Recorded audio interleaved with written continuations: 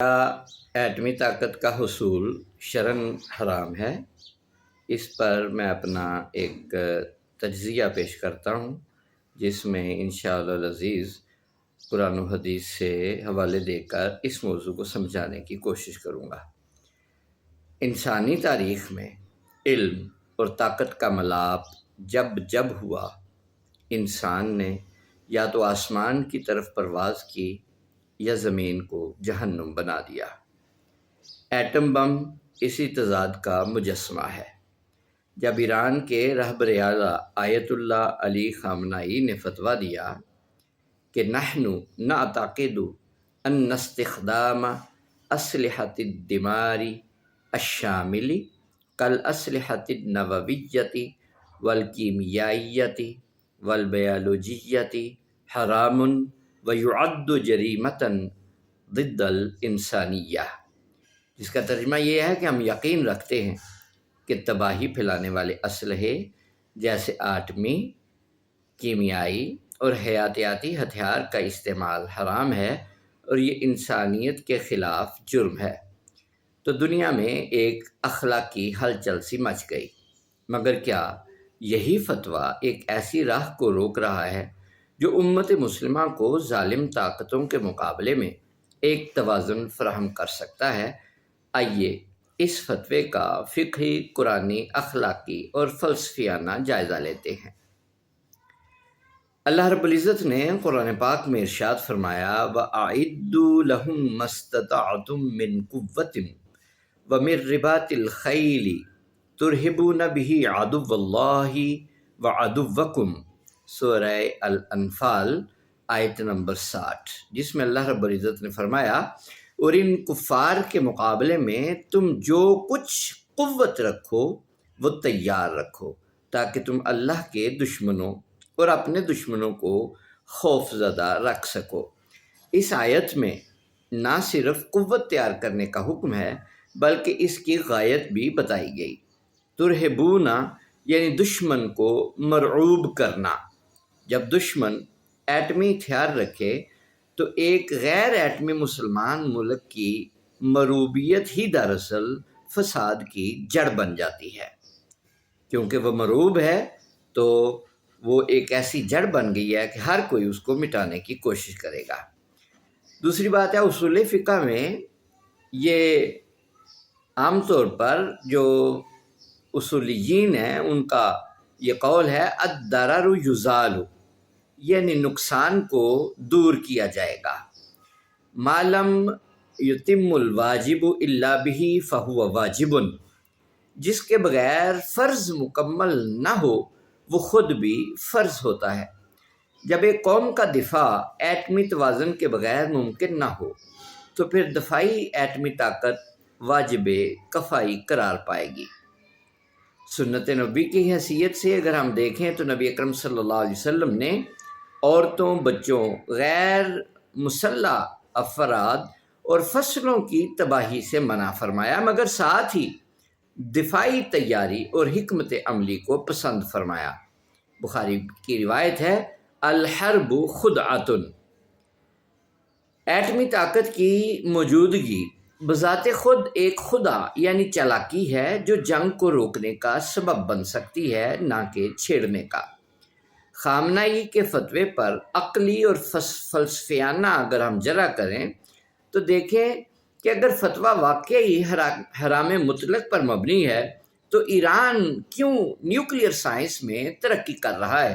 کیا یہ دوہرا معیار نہیں؟ نمبر 2، اگر خامنائی صاحب کے مطابق ایٹمی طاقت بنانا جرم انسانی ہے تو کیا امریکہ، اسرائیل، بھارت جیسے ممالک انسانیت کے مجرم ہیں؟ اور اگر مجرم ہیں تو ان کے خلاف پھر اسلامی سطح پر فتویٰ کیوں نہیں دیا جاتا؟ تیسرا پوائنٹ، اگر ایران ایٹمی طاقت ہوتا تو کیا اسرائیل کو اتنی طاقت ہوتی کہ وہ ایران پر یا دمشق پر یا کسی اور فلسطین کے مقام پر یا کسی اور جگہ پر وہ اتنا جرئی ہوتا کہ حملہ کر سکتا؟ چوتھا پوائنٹ یہ ہے، فلسفہ کہتا ہے الضعف ام الظلم، یعنی کمزوری ظلم کی ماں ہے۔ تو کیا ایٹمی طاقت کی کمی امت کی کمزوری اور مظلومیت کو دوام نہیں دے رہی؟ پانچویں بات، فتویٰ میں کہا گیا وَيُعَدُّ جَرِيمَةً ضِدَّ الْإِنسَانِيَّةِ، تو کیا عراق پر امریکی حملے، افغانستان میں ڈرون، ایران پر اسرائیل کے حملے، شام میں گیس بمب، یہ سب انسانیت کے خلاف نہیں؟ اگر انسانیت کے خلاف ہے تو ان کے خلاف پھر آپ نے کون سا فتویٰ جاری کیا؟ پاکستان کا موقف بڑا بہترین ہے، یہ قوت کے توازن اور ملت کے دفاع پر مبنی ہے۔ پاکستان نے ایٹمی ہتھیار کبھی استعمال نہیں کیے، بلکہ بھارت کے مقابلے میں ایک جوابی دفاعی ہتھیار کے طور پر رکھے ہیں۔ یہ وہی قرآن کا حکم ہے ترہبون بہ عدو اللہ، یہ وہی فقہی اصول ہے درء المفاسد مقدم علی جلب المصالح، یعنی فساد کو روکنا فائدہ حاصل کرنے سے زیادہ اہم ہے، اور ایٹمی طاقت رکھنا ہی اس وقت ظلم کو روکنے کا واحد راستہ ہے۔ اچھا چلو اس گفتگو کو شاعرانہ اور حکیمانہ تبصرے پر میں ختم کرتا ہوں۔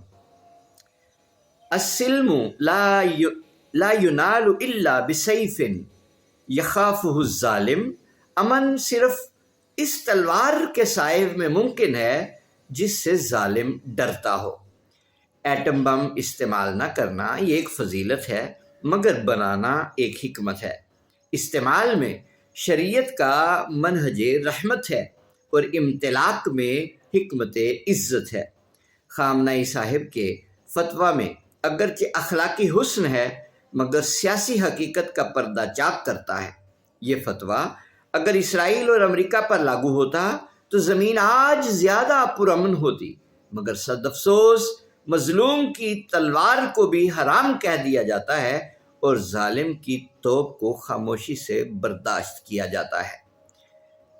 ایٹمی طاقت کا استعمال یقیناً شریعت کی روشنی میں تباہ کن اور حرام ہے، مگر دفاع کے لیے امتلاک اور تیاری قرآن کے حکم اور سنت اور عقل اور زمانہ کے فہم کی روح سے یہ جائز ہے، بلکہ واجب بھی ہو سکتا ہے۔ خامنہئی صاحب کا فتویٰ اخلاقی سطح پر بلند ہے مگر زمینی حقائق سے غافل ہے۔ میں نے آپ کے سامنے یہ ایک تحقیقی اور تجزیاتی اپنی گفتگو پیش کی ہے۔ یوں سمجھیے کہ ایٹمی طاقت کا حصول اگر شرعاً حرام ہے تو آیت اللہ خامنہئی کے فتوے کا شرعی اور عقلی طور پر اور کس طرح جائزہ لیا جا سکتا تھا۔